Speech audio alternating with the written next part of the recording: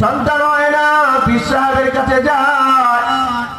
এ মনে মনে ভেবেছে আমার নিজের চোখে দেখা ঘটনা বলতেছি। শাহজালাল রহমতুল্লাহি আলাইহির মাজারে গেছে মহিলা, বাচ্চা হয় না, বাচ্চা হয় না। মাজারে গিয়ে মহিলা মাজারের ওয়ালের সাথে তার পেট ঘষতেছে। কত বড় নির্লজ্জ, কত বড় বেহায়া, কত বড় নির্লজ্জ হলে পরে একটা মানুষ এই কাজ করতে পারে। আপনাদের কি ধারণা যার সন্তান হয় না মাজারের কোন ওয়ালে গিয়ে পেট ঘষলে তার সন্তান হয়ে যাবে? সন্তান হয়ে যাবে? বরঞ্চ সে তার ঈমান, সন্তান তো নাই গেছে, ঈমানটা হারাইছে, শিরক করে। ঠিক না? ইয়া বুনাইয়া লা তুশরিক বিল্লাহ ইন্নাশ শিরকা লাযুলমুন আযীম।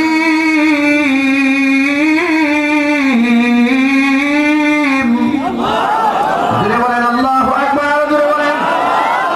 ও বন্ধু, কোরআনের তেলাওয়াত আসলে আস্তে আল্লাহু আকবার বলবেন না। কোরআনের তেলাওয়াত আসলে আল্লাহু আকবার জোরে বলবেন। কারণ কোরআনের তেলাওয়াত কোনো ফেরেশতা জানে না, কোনো ফেরেশতা কোরআনে কারীমের তেলাওয়াত জানে না, পারে না, শুধুমাত্র জিবরিল আমিন ছাড়া। যখন কোনো মুসলমান, কোনো ঈমানদার কোরআনের তেলাওয়াত করে, ফেরেশতারা যা পড়তে পারে না তা শুনে বুঝতে পারে এটা আল্লাহর কালাম। সে যখন তেলাওয়াত করে, ফেরেশতারা তার কপালে, তার ঠোঁটে, তার নাকে, তার জিহ্বায়, তার কানের মধ্যে চুমা দিতে থাকে আর আল্লাহু আকবার বলতে থাকে। এই কারণে যারা কোরআন তেলাওয়াত করে তাদের চেহারার মধ্যে আলাদা একটা নূর পাওয়া যায়। আলহামদুলিল্লাহ বলেন আলহামদুলিল্লাহ। এই নূরটা বিদেশি ক্রিম দিয়ে আসে না চেহারার মধ্যে, এই নূরটা দেশি বিদেশি ফেস ওয়াশ ব্যবহার করলে আসে না। এই নূরটা আসে আল্লাহর কোরআন তেলাওয়াত করলে। আল্লাহু আকবার বলেন। এই নূরটা আসে আল্লাহর কোরআন নিয়ে গবেষণা করলে। এই নূরটা আসে আল্লাহর কোরআন নিয়ে কোন মানুষ যদি গবেষণা করে তার চেহারায় নূর আসে। এই জন্য আল্লাহর কালাম সামনে আসলে আস্তে বলবেন না, জোরে বলবেন, জোরে। এই দেখেন না, আমাদের দেশে অস্ট্রেলিয়ায় খেলা হচ্ছে, ওখানে যদি কেউ ছক্কা মারে তো আমাদের দেশে 5 থেকে 10 কোটি মানুষ বা 5 কোটি মানুষ একসাথে ছক্কা বলে ব্যাঙের মতো লাফ মারে। ঠিক নয় কি? একসাথে লাফ মারছে। কেন মারছে? আরে ছক্কাটা কি সে মারছে? মারলো কোথায়? অস্ট্রেলিয়ায়, নিউজিল্যান্ডে, আয়ারল্যান্ডে। ওখানে ছক্কা মারছে। এই ছক্কার সাথে তার একটা অনুভূতি আছে, কারণ এই ছক্কাটা বুঝে, সে বুঝে তার পশমের গোড়ায় গোড়ায় যেন একটা উত্তেজনা বিরাজ করছে। ঠিক কিনা জোরে বলুন। যার কারণে ছক্কা মারার সাথে সাথে তিনি বানরের মতো লাফ মারছেন। ছক্কা বুঝতে পেরেছে, এই জন্য বানরের মতো লাফ পেরেছেন। শুনুন, আপনি তো ছক্কা শিখলেন, ছক্কা আর 4 শিখলেন, এই কারণে আপনি লাফ মারেন। ছক্কার মহব্বত আপনার ভিতরে আছে, আপনি লাফ মারেন। আর ফেরেশতাদের ভিতরে আছে আল্লাহর কালামের মহব্বত। যখন কোন ঈমানদার আল্লাহর কালাম তেলাওয়াত করে তারা সহ্য করতে পারে না, লাফাইতে থাকে, চুমা দিতে থাকে। চুমা, যে কথা বলতেছিলাম, আল্লাহ পাক বলেন ইন্নাশ শিরকা লাযুলমুন আযীম।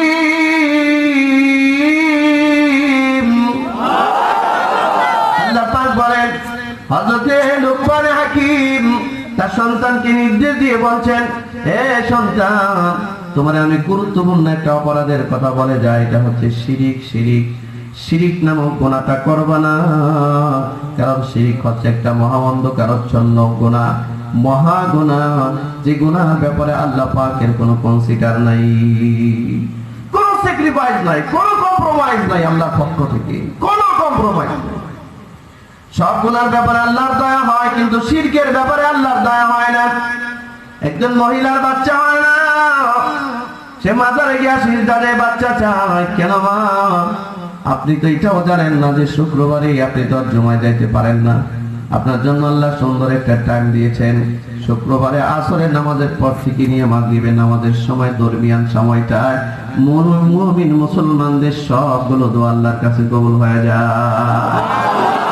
কই কোনদিন সিজদায় পড়ে অথবা এভাবে কাঁদলেন না আপনি আল্লাহর কাছে যে আল্লাহ আমার সন্তান হয় না, আমি পেরেশানি আছি, আমি মুসিবতে আছি, আল্লাহ আপনি আমার মুসিবত দূর করেন। এই জায়গাগুলো দোয়া কবুলের জায়গা। মনে থাকবে তো? ঘুমায়েন না শুধু মসজিদে গিয়া, এটা ঘুমের জায়গা না, ইবাদতের জায়গা। ভাইরা আমার, যে কথা বলতেছিলেন আল্লাহ রাসূল সাল্লাল্লাহু আলাইহি ওয়াসাল্লাম, নবী পাক সাল্লাল্লাহু আলাইহি ওয়াসাল্লাম আমাদের জন্য যে সুন্নাত রেখে গেছেন, আমাদের জন্য যে বিধানগুলো রেখে গেছেন, এই বিধানগুলো আমাদের সকলের জন্য উপকারী। এটাকে দূরে যে যত বেশি সরায় সে তত বেশি মুসিবতে পড়ে। এটাকে যে কাছাকাছি যত বেশি টানে এটা তার সম্মান বাড়িয়ে দেয়। দুনিয়াতে যে ব্যক্তি সুন্নাতকে আঁকড়ে ধরেছে তার সম্মান কমে গেছে? কোরআনকে যে ধরেছে তার সম্মান কমে গেছে না? আল্লাহ পাক বাড়িয়ে দিয়েছে, ইজ্জত বাড়িয়ে দিয়েছে, ইজ্জত বাড়িয়ে দিয়েছে। ভাইরা আমার, চান্স ফেল করবেন না। এ কারণে দোয়া যখন আসে, দোয়া যেমন খতিব সাহেব দোয়া করছেন আমিন আমিন বলেন, কোন মুসাফির আসছে দোয়া করছেন আমিন আমিন বলতে থাকেন। এগুলো আপনার জন্য জরুরি, কারণ জানেন না কোন আমিনটা আল্লাহর কাছে কবুল হয়। ঠিক কিনা জুড়ে বলেন? এগুলো দ্রুত গতিতে বলবেন, দ্রুত গতিতে। শিরকের একটা কথা যে চোখ সামনে আসছে এটা আপনাদেরকে বলে দিই।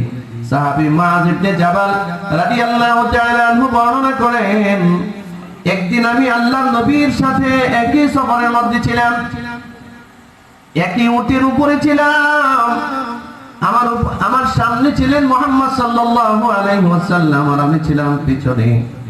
সফরের এক পর্যায়ে নবীজি আমাকে জিজ্ঞাসা করলেন হঠাৎ করে, মা তুমি কি বলতে পারো আল্লাহর ব্যাপারে বান্দার হক কি, আর বান্দার ব্যাপারে আল্লাহর হক কি, তুমি কি এটা জানো? মুআয ইবনে জাবাল বলেন, না ইয়া রাসূলুল্লাহ, আমি এটা জানি না। আল্লাহ এবং তার রাসূলই ভালো জানেন আল্লাহর ব্যাপারে বান্দার হক কি আর বান্দার ব্যাপারে আল্লাহর হক কি। নবীজি জবাব দিলেন, মা শোনো, আল্লাহর ব্যাপারে বান্দার হক এটা হচ্ছে বান্দা যেন কখনো আল্লাহর সাথে শিরিক না করে। খেয়াল করেন, খেয়াল করেন, শিরিকটা যেন না করে। আল্লাহর ওয়াহদানিয়াতের সাথে কাউকে যেন শরীক না করে। আল্লাহ কয়জন জুড়ে বলেন? সবাই বলুন কয়জন? আমরা তো বলেছি আল্লাহু লা ইলাহা ইল্লাহু আল হাইয়ুল কাইয়্যুম।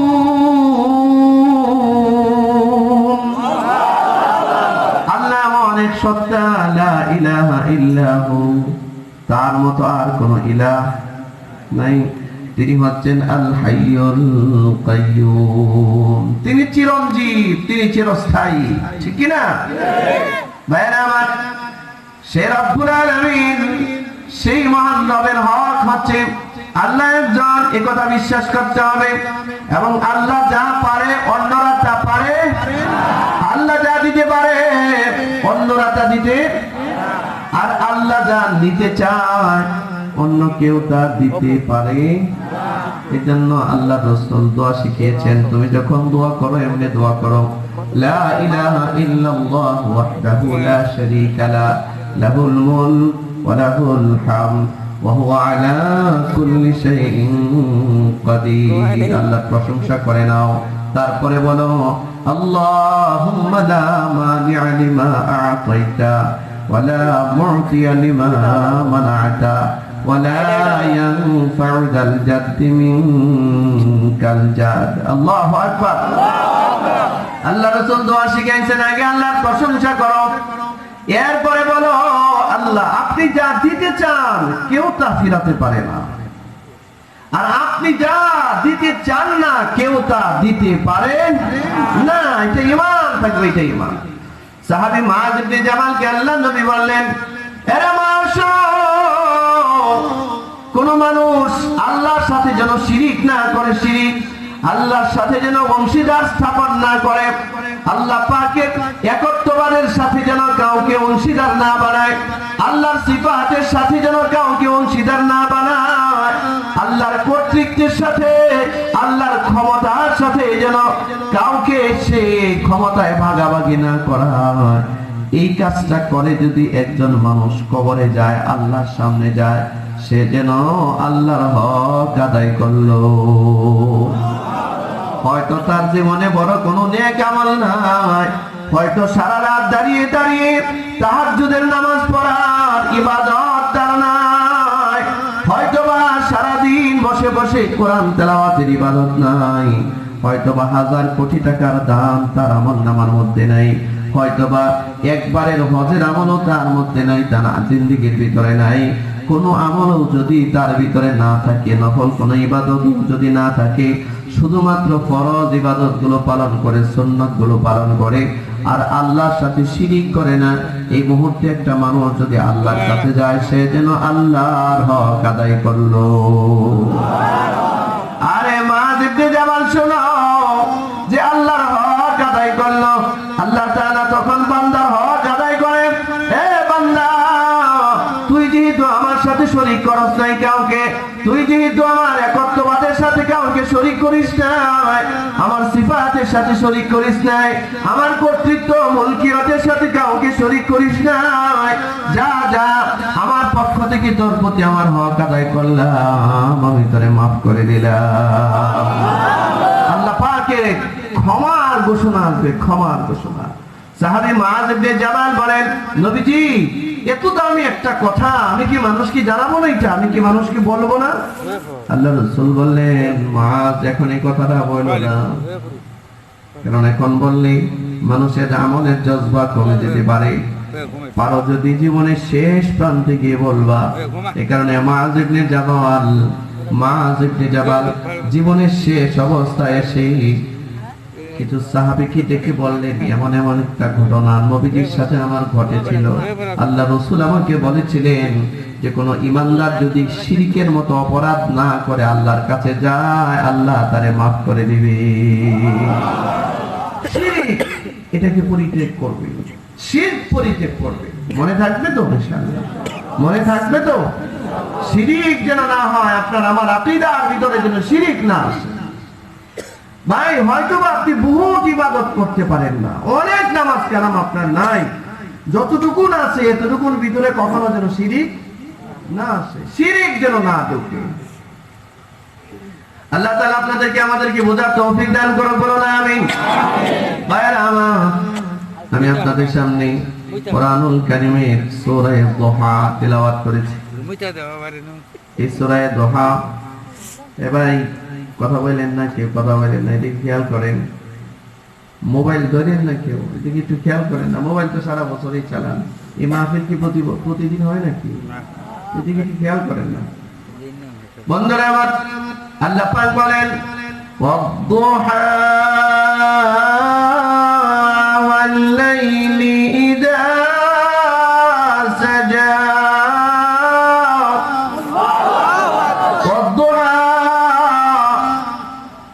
সকালের কসম, ভোরবেলার কসম, সুপ্রভাতের কসম, ওয়াল-লাইলি ইযা সাজা, নিঝুম রাতের কসম, রাত যখন নিঝুম হয়ে যায়। কসম করছেন কে? আল্লাহ। বলুন, সকালটা, এই সকাল বেলায় সূর্যটা কে উঠায়? আল্লাহ। আরো জোরে বলুন, আল্লাহ। সকাল প্রভাতটা কার হুকুমে হয়? আল্লাহ। সন্ধ্যা কার হুকুমে হয়? আল্লাহ। দুপুর কার হুকুমে হয়? আল্লাহ। কিয়ামতটা কার হুকুমে হবে? আল্লাহ। এই আল্লাহর নাম জানতেন কেন? জোরে বলেন, জোরে জোরে। আল্লাহ পাক বলেন, ওয়াল-লাইলি ইযা সাজা। আল্লাহ রাব্বুল আলামিন বলেন, রাত যখন নিঝুম হয়ে যায়, রাতটাকে অন্ধকার বানায় কে? আল্লাহ। আমরা কি পারবো অন্ধকার বানাতে?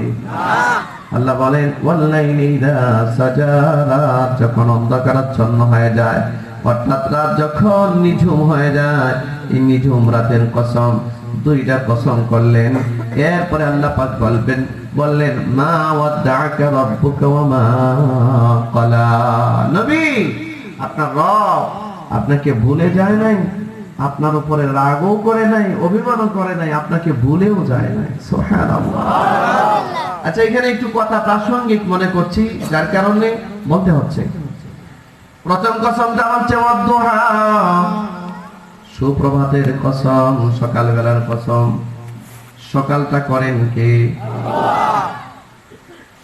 তাহলে আমাদের দেশের একজন বক্তা কত কয়েকদিন আগে একটা কথা বলেছেন যে আল্লাহ নাকি তার দন নবীকে দিয়ে তিনি গায়েব হয়ে গেছেন। আর নবীর দন খাজা পাইয়া আজমেরিতে শুয়ে আছেন, আর আজমেরিতে গেলে কেউ খালি হাতে ফিরে না। নাউজুবিল্লাহ কয়েকজন যে বললেন, নাউজুবিল্লাহ কয়েকজন বললেন। বুঝতে পারছেন কথাটা? আপনারা কি তার এই বক্তব্যের সাথে একমত, দ্বিমত? তার এই বক্তব্যটা তাওহীদের সাথে যায় না শিরকে উদ্বুদ্ধ করে? এই বক্তব্যটা কোন মুমিনের হতে পারে না, মুশরিকের। এই পক্ষে কারা কারা আছেন হাত ওঠান। এটা কি মুশরিকের বক্তব্য নয়? আল্লাহ তাকে হেদায়েত করুন। আমাদের এই দেশ বহুমাত্রিক দেশ, নদীমাত্রিক দেশ, বহু জাতের মানুষ, বহু পথের মানুষ, ঠিক কিনা? এরকম একটা অজ্ঞ, বর্বর, মূর্খ, ইসলামের মূল ফান্ডামেন্টালের উপরে যার জ্ঞান নাই, মূল বেসিক নলেজ নাই, ইসলামের উপরে যে কথায় শিরিক হবে, কোন কথায় শিরিক হয়, কোন কথায় কুফরি হয়, কোন কথায় আল্লাহ তাওহীদ প্রচার হয়, এতটুকু ডিসাইড করার ক্ষমতা যার নাই, এত দিনের দায়ী হতে পারে না, ঠিক কিনা?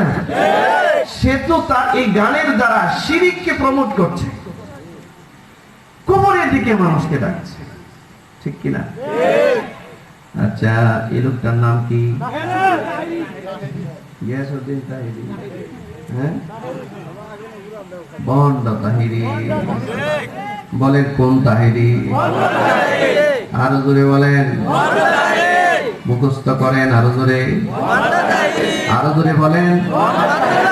ভাইরা আমার, আমি অনুরোধ করে বলি, শুনুন, রেকর্ড হচ্ছে আমার এই বক্তব্যগুলো তাহিরের উদ্দেশ্যে বলতে চাই। ভাই, এদেশের মানুষগুলো খুব সহজ সরল মানুষ। এরা ইসলাম সম্পর্কে খুব বেশি না জানলেও ইসলাম সম্পর্কে এদের জানার আগ্রহ অনেক বেশি, ঠিক কিনা? এরা আলেম ওলামাদেরকে অনেক বিশ্বাস করে। এরা আলেমদের জবানের কথা শুনে কান্নাকাটি করে। এরা আলেমদের জবানের কথা শুনে তার জিন্দেগি পরিবর্তন করে ফেলে, ঠিক কিনা?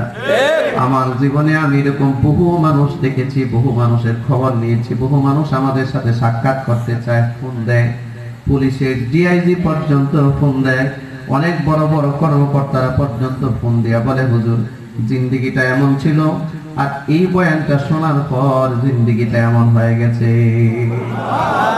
আহা, যদি পারেন পথহারা মানুষগুলোকে জান্নাতের দিকে ডাকেন, ঠিক কিনা জোরে বলেন। যদি পারেন সিরাতে মুস্তাকিমের দিকে ডাকেন, যদি পারেন মানুষকে কল্যাণের দিকে ডাকেন, মানুষকে শিরকের দিকে ডাকেন না, মানুষকে কুফরের দিকে ডাকেন না। আর আপনাদের প্রতি দুইটা হাত পায়ের মধ্যে রেখে অনুরোধ করে বলি, অন্তত পক্ষে যার কাছ থেকে আপনি ইসলাম শিখবেন, এই লোকটার আকীদা সম্পর্কে আগে একটু জেনে নেন। এই লোকটার আকীদা কি একটু জানেন, দরকার আছে। আচ্ছা বলুন, সুপ্রভাত ঘটায় কে? বন্ড তাহিরি সাহেব যে বললেন আল্লাহ পাক তার সমস্ত কিছু নবীকে দিয়া আল্লাহ পাক গায়েব হয়ে গেলেন, আর নবীর সব ধন খাজা পায়া খাজা শুয়ে আছেন আজমেরি, যেখানে গেলে কেউ খালি হাতে ফিরে না। তাহলে তাহিরির উদ্দেশ্যে বলতে চাই, ইয়াকা না'বুদু ওয়া ইয়াকা নাস্তাঈন। এই আয়াত কোথায় যাবে? এই আয়াতটা কোথায় যাবে বলেন? ইবাদত আমরা কার করি? আল্লাহ। সাহায্য কার কাছে চাই? আল্লাহ। তুমি ফিরাইলে না মালিক ফিরাইবো? আল্লাহ ফিরাবে, ঠিক কি না? আর আল্লাহ কাউকে ফিরায় না, আল্লাহ দেয়। আল্লাহ দেয়, এটা আল্লাহর সিফাত। কার সিফাত? আল্লাহর। আর খাজার কাছ থেকে কেউ ফেরত আসে না, এই কথাটা সুস্পষ্ট কুফরি কথা, শিরকি কথা।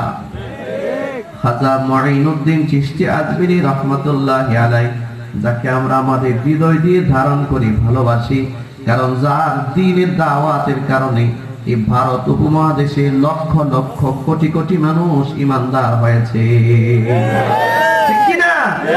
কিন্তু জীবনে কখনোই শুনি নাই, কখনো খাজা মুঈনুদ্দিন চিশতি আজমিরির জিন্দেগি বহুবার পড়েছি, লাইফ হিস্টোরি আমি পড়েছি, কোথাও কখনো শুনি নাই যে খাজা মুঈনুদ্দিন চিশতি আজমিরি রাহমাতুল্লাহি আলাইহি কখনো বলেছেন যে নবীর দন আমি পাইয়া চুপ করে এখানে শুয়ে আছি। খাজা মুঈনুদ্দিন চিশতি আজমিরির ব্যাপারে যে এইরকম অপবাদ দিতে পারে, এর জেলখানায় ঢোকানো উচিত, ঠিক কি না? ধর্ম অবমাননার কারণে এই দেশে তো কত মানুষের বিরুদ্ধে মামলা হলো, কত মানুষকে জেলে নেওয়া হলো, ঠিক কি না? আল্লাহ পাক সুবহানাহু ওয়া তাআলা শানের ব্যাপারে যে এরকম বেয়াদবিপূর্ণ দৃষ্টতাপূর্ণ বক্তব্য দিতে পারে, এটা কি ধর্ম অবমাননা হয় না? তার কি আইনের আওতায় আনা দরকার নাই? এর জবান বন্ধ করা উচিত। ভাইরা আমার, অনুরোধ করে বলি, হাদিসের মধ্যে আসছে এই যে সূর্যটা কে সৃষ্টি করেছেন?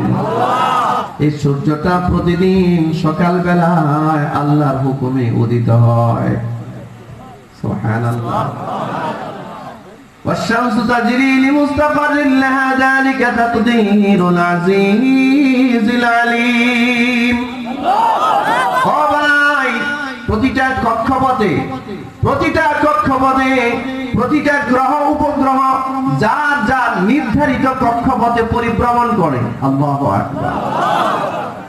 বিজ্ঞান, কোরআন বিজ্ঞানময়, ইয়াসিন আল কোরআনিল হাকিম, বিজ্ঞানময় কোরআন যে বিজ্ঞান অধুনা পৃথিবীর বর্তমান সায়েন্টিস্টরা যা আবিষ্কার করেছে, এই কথা আল্লাহ পাক 1400 বছর আগে বলেছেন। যার কক্ষপথে পরিভ্রমণ করে, এই সূর্যটা আল্লাহর হুকুমে উদিত হয়, সারা দিন ব্যাপী আল্লাহর হুকুমে পূর্ব থেকে পশ্চিমে অস্ত যায়। কোথায় অস্ত যায়? পশ্চিমে অস্ত যায়। মুসলিম শরীফের বর্ণনায় এসেছে, যখন সূর্যটা একদম জমিনের নিচ বরাবর মিডল পয়েন্টে আসে, আল্লাহ তাআলাকে সিজদা দেয় আর আল্লাহর কাছে অনুমতি প্রার্থনা করে, আল্লাহ আমি কি আগামীকাল সকাল বেলায় আবারও উঠবো কিনা? এখানে অনেক আলেম আছে, অনেক জ্ঞানী গুণের আছে, জিজ্ঞাসা করেন আমার এই কথাটা কি বানানো কিনা? হযরত কি বানানো কথা না হাদিস? সূর্য আল্লাহকে সিজদা দিয়া বলে, আল্লাহ আগামীকাল সকাল বেলায় আবার উঠবো কিনা?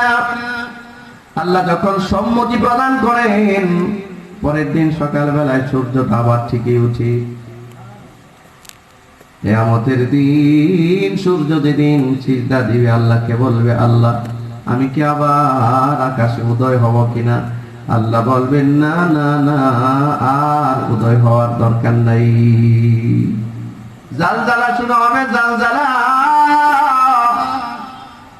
এখন তো 10 ঘন্টার দিন হয়, 12 ঘন্টার দিন হয়, 12 ঘন্টার রাত হয়।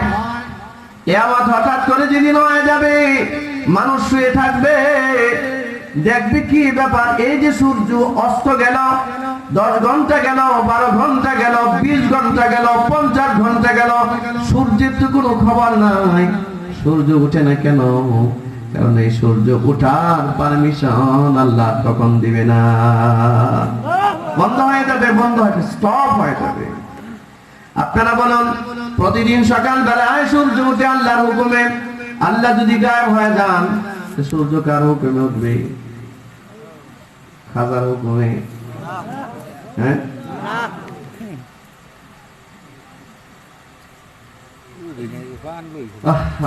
আল্লাহ আপনি তার হেদায়েত করেন। আল্লাহ তাকে হেদায়েত করেন, আল্লাহ তাকে সঠিক বুঝ দান করেন। তাহিরি যতক্ষণ পর্যন্ত বাংলাদেশের মানুষের সামনে তার এই বক্তব্যের ব্যাখ্যা প্রদান না করবে, এটাকে কুফরি বা শিরকি বলে স্বীকারোক্তি না দেবে, ক্ষমা প্রার্থনা না করবে, এতদিন পর্যন্ত এই তাহিরির কোনো বক্তব্য শোনা সম্পূর্ণ হারাম হবে, হারাম হবে, হারাম হবে এবং জাহান্নামে যাওয়ার কারণ হবে। এতদিন পর্যন্ত সে রিফ্রেশ হওয়ার আগ পর্যন্ত তার কোনো বক্তব্য শুনবো না। কারা কারা আছেন একটু হাত ওঠান। এর বয়কট করতে হবে, বয়কট, সর্বান্তকরণে বয়কট করতে হবে। রাজি আছেন তো ইনশাআল্লাহ? কারণ সে কুফরের দিকে মানুষকে ডাকে। এর কথা শোনা যাবে না, মানুষকে বিভ্রান্ত করছে, মানুষকে কুফরের দিকে, শিরকের দিকে সে ডাকছে। আল্লাহ হেদায়েত নসিব করুন। ভাইরা আমার, আপনারা হয়তো আমার বক্তব্যের আগে অনেকেই শুনেছেন। আমার কিন্তু গরম বক্তব্য কম, আমি নিম্ন নরম ভাষায়, ছোট মানুষ, নরম নরম কিছু কথা বলি, চেষ্টা করি। কিন্তু কোনো কুফরি কথা, শিরকি কথা যখন সামনে আসে, আমার ব্যক্তিগত মানহাজ, আমি কাউকে অ্যাটাক করে কোনো কথা বলি না। কিন্তু যেই লোকটা যে বক্তব্য দিয়েছে, এই বক্তব্য দ্বারা এই কথা যদি বুঝে শুনে বলে, সে নিজেও আর মুসলমান নাই, নিজেও মুসলমান। আল্লাহর কর্তৃত্বের উপরে সে হাত দিয়েছে। লিল্লাহি মা ফিস সামাওয়াতি ওয়া মা ফিল আরদ ওয়া মা বাইনাহুমা ওয়া মা তাহতা আস-সারা। আল্লাহ পাক বলেন, আসমান আর জমিনের মধ্যে যা কিছু আছে সব আমার, ওয়া মা বাইনাহুমা, এবং এর ভিতরেও যা আছে সব আমার। শুধু তাই না, আসমানের উপরেও যা আছে সব আমার, তাহতা আস-সারা, জমিনের নিচে যা আছে সেটাও আমার। মাথার উপরে আসমান আছে কয়টা? কথা বলতে হবে, কথা বলতে হবে। কয়টা আসমান আছে? আল্লাহ পাক কোরআন মাজিদে বলেন, আল্লাযী খালাকা সাবআ সামাওয়াতিন তিবাকা। আল্লাহ পাক বলেন, বান্দা, তোমার মাথার উপরে পর্যায়ক্রমে আমি 7টা আসমান সৃষ্টি করেছি তোমাকে একটু সুখে বসবাস করার জন্য। তোমার পায়ের নিচে 7 তবক জমিন আমি আল্লাহ সৃষ্টি করেছি। এই যে জমিনটা আছে, এই জমিনের নিচে আছে একটা পানির মহাসাগর। এই পানির মহাসাগরের পরে আর একটা জমিন আছে, ওই জমিনের নিচে আর একটা পানির মহাসাগর, ওই সাগরের নিচে আর একটা জমিন, ওই জমিনের নিচে আর একটা পানির মহাসাগর। এইরকম ভাবে 7 তবক জমিন আছে মাটির নিচে। এইটা হচ্ছে সর্বপ্রথম মাটি। সর্বশেষ জমিনটা আল্লাহ তাআলা শুধুমাত্র অনলি একজন ফেরেশতার কাঁধে দাঁড় করিয়ে রেখেছে। আল্লাহু আকবার বলুন, আল্লাহু আকবার। তিরমিজির বর্ণনায় এসেছে, শুধুমাত্র একজন ফেরেশতার কাঁধে আল্লাহ পাক 7 জমিন দাঁড় করিয়ে রেখেছেন। আর আশ্চর্যের ব্যাপার, এই ফেরেশতাটাকে আল্লাহ একটা মাছের পিঠের উপরে দাঁড় করিয়ে রেখেছেন। একটা মাছ এটা পিঠের উপরে। কত সেনসিটিভ বিষয়, কত সেনসিটিভ বিষয়, কি পরিমাণ ক্ষমতা আল্লাহ। আল্লাহু আকবার। এই মাছটার নিচে একটা জমিন আছে, একটা সাগর আছে, সাগরের নিচে আছে এক জাতীয় কাদামাটি। কাদামাটি যেটাকে তাহতা সারা বলা হয়। ওমা বাইনাহুমা ওয়া মা তাহতা সারা, এটাকে কাদামাটি বলে। কাদামাটি ছাড়া আর কোনো ভাষা নাই, ডিকশনারিতে আর কোনো ভাষা নাই। যেমন আমাদের এই জমিনের মধ্যে কি যে 2000 ফুট বা 3000 ফুট বা 1500 ফুট গভীর নলকূপ যদি কেউ খনন করে, তখন নিচ থেকে এক জাতীয় মাটি বের হয়, যেই মাটিটা উপরের মাটির সাথে নিচের মাটির কোনো মিল নেই। আল্লাহ তাআলা বলেন, ওয়া মা বাইনাহুমা ওয়া মা তাহতা আস-সারা ওয়া ইন তাজহার বিল কওলি ফাইন্নাহু ইয়ালামু আস-সিররা ওয়া আখফা। আল্লাহ তাআলা বলেন, এই তাহতা আস-সারা জমিনের নিচে, একদম নিচের অংশে এই কাদা মাটিটার মধ্যে বা পাথরের ভিতরে যদি কোনো ছোট্ট পিঁপড়া হাঁটাচলা করে, ছোট্ট পিঁপড়ার পায়ের ছোট্ট পায়ের আওয়াজটাও আমি আল্লাহর কুদরতি কানে সব সময় পৌঁছায়। এই মালিক বুঝি গায়েব হয়ে গেছেন, রসুলকে সব দিয়ে গায়েব হয়ে গেছেন। অন্যায় আল্লাহ পাক বলেন ওয়ামা কাদারুল্লাহ হাক্কা কদরিহি ওয়াল আরদু জামিআ ক্বাবদাতাহু ইয়াওমাল কিয়ামা ওয়াস সামাওয়াতু মাতদিয়াতুম বিয়ামিনি সুবহানাহু ওয়া তাআলা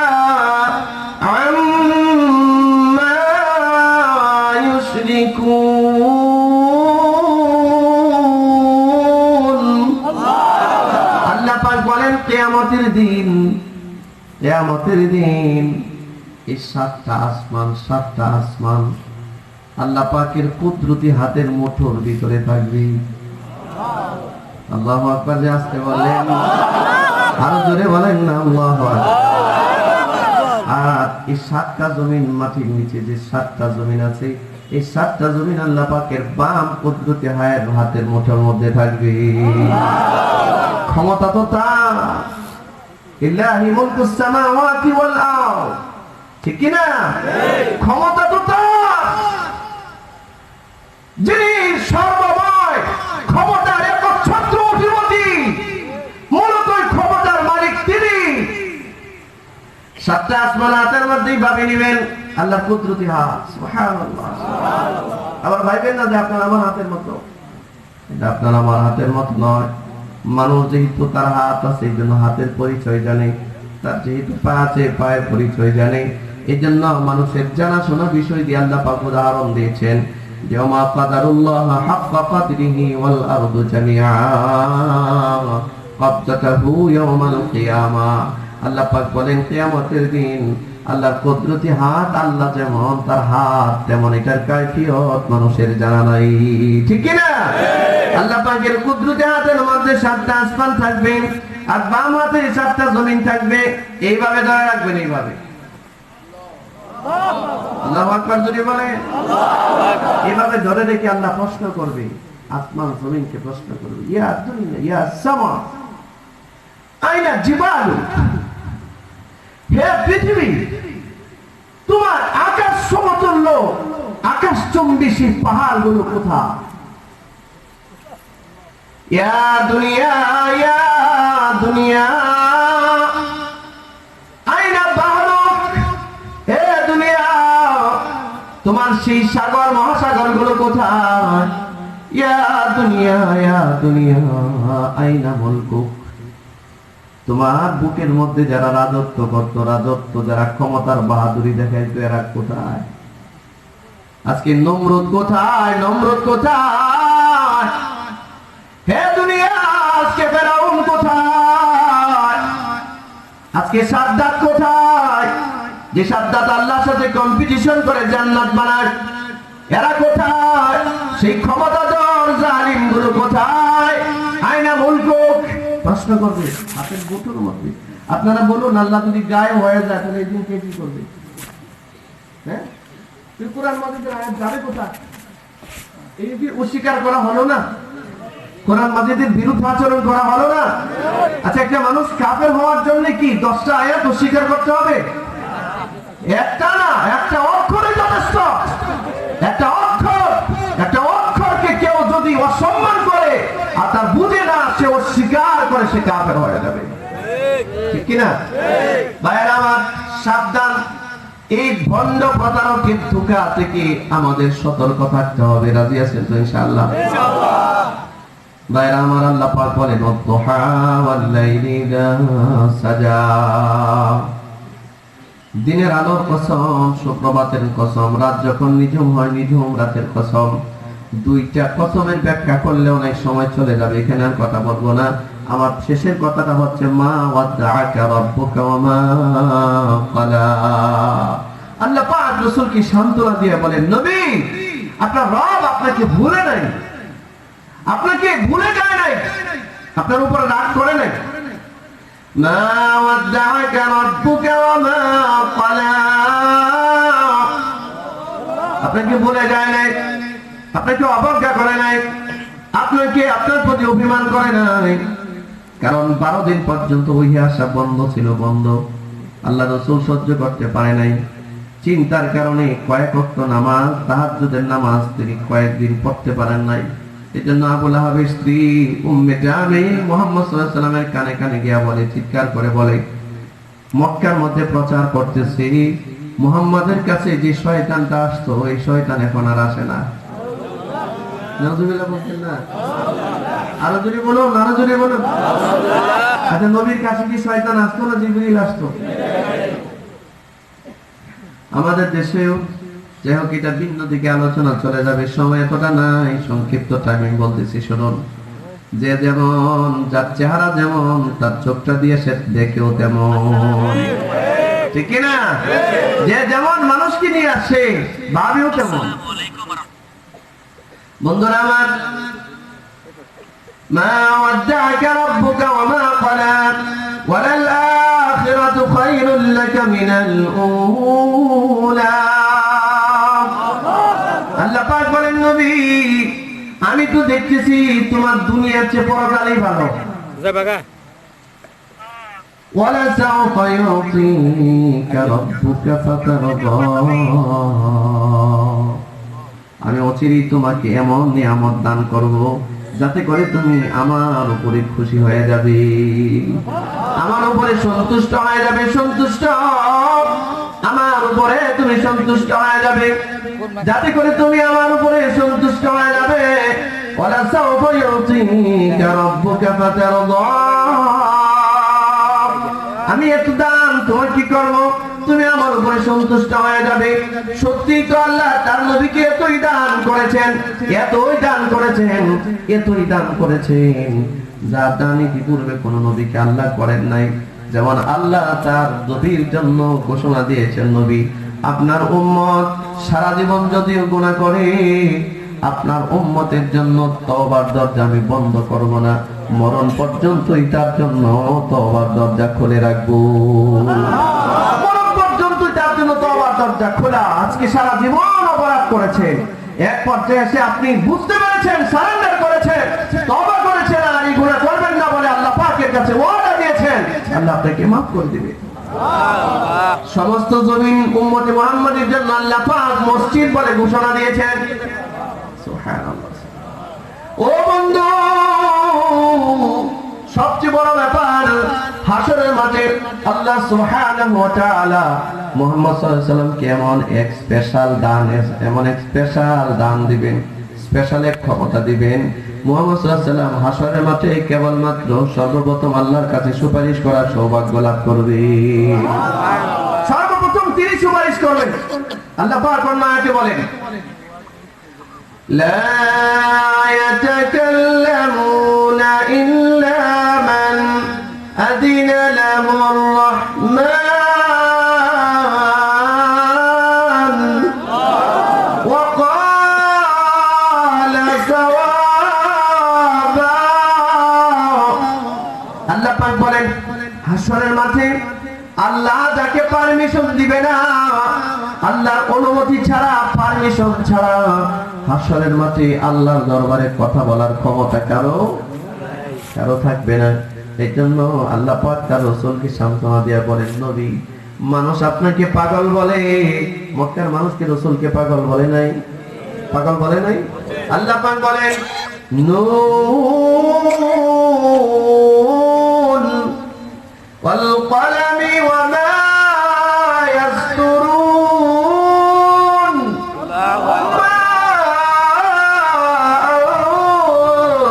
বিনি'মাতি রাব্বিকা বিমাজনুন। আল্লাহ পাক বলেন, নবী মানুষ আপনাকে পাগল বলে, আর আমি আপনাকে বলছি আমার নিয়ামতে আপনি পাগল নন, পাগল নন। ওমা সাহিবুকুম বিমাজনুন, তোমাদের সাথী পাগল নয়। আমি এটাকে প্রটেস্ট করেছি, নবী আপনি পাগল নন, বরঞ্চ আপনি হলেন ওয়ামা আরসালনাকা ইল্লা রাহমাতাল লিল আলামিন। নবী তো আল্লাহর পক্ষ থেকে রহমত। সুবহানাল্লাহ, সুবহানাল্লাহ। রহমত, রহমত, যার নাম নিলে রহমত নাযিল হয়। সুবহানাল্লাহ, সুবহানাল্লাহ। যার নাম পাঠ করলে রহমত নাযিল হয়। ও বন্ধু, ময়দানে মাহশরে আল্লাহর নবী বলেন, হাসরের মাঠে আল্লাহ পাক আমাকে একটা স্পেশাল দান দিবেন। সব মানুষ, সব নবীরা যখন ইয়া রাব্বি নাফসি, ইয়া রাব্বি নাফসি বলে চিৎকার করবে, কাঁদবে, সমস্ত মানবগুলো যখন ইয়া রাব্বি নাফসি, ইয়া রাব্বি নাফসি বলে কাঁদতে থাকবে আর কান্না করতে থাকবে, তখন আল্লাহ তাআলা তার আরশের নিচে আমাকে একটা সুন্দর জায়গা দিবেন, একটা মাকাম দিবেন। এটার নাম হচ্ছে মাকামে মাহমুদ। মাকামে মাহমুদ। আমি মাকামে মাহমুদের মধ্যে সিজদায় পড়ে সব মানুষ বলবে এক কথা আর আমি বলবো ভিন্ন কথা। সুবহানাল্লাহ। আমার কথাটা হবে, রব্বি হাবলি উম্মতি, আল্লাহ আমার উম্মত মাফ করে দেন, আমার উম্মত মাফ করে দেন। আলাম ইয়াজিদিকা ইয়াতীমান ফাআওয়া। এর পরের আয়াতে আল্লাহ পাক বলেন, নবী আমি কি আপনাদের ইতিম পাই নাই? আপনি তো অসহায় ছিলেন, আমি আপনাকে আশ্রয় দিয়েছি, আশ্রয়। নবী কি ছিলেন? ইতিম ছিলেন না? ছোট্ট মানুষ। আরে 6 বছর বয়সে মা মারা গেছে, জন্মের আগে বাবা মারা গেছে, খুব অসহায় ছিলেন, খুব অসহায়। সময় নাই আপনাদের, ধৈর্য নাই। নবীর কষ্টের জীবনটা আমি মুহূর্তে বলতে পারবো না, শুধু এতটুকুন বলি, আল্লাহ পাক বলছেন, ওয়ালা সাওফা ইউতিকা রাব্বুকা ফাতারদা।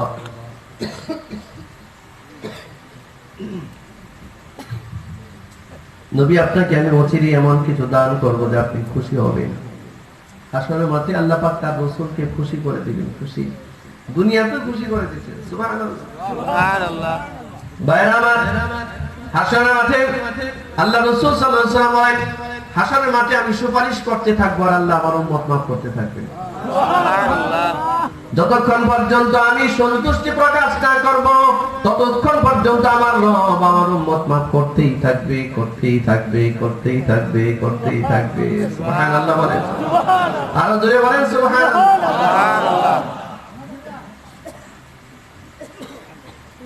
আচ্ছা, হাসরের মাঠে মুহাম্মদ সাল্লাল্লাহু আলাইহি ওয়াসাল্লাম ছাড়া আর কোন নবী শুধু সুপারিশ করতেই থাকবেন আর আল্লাহ মাফ করতেই থাকবে, এরকম দুই একজনের নাম আপনাদের জানা আছে?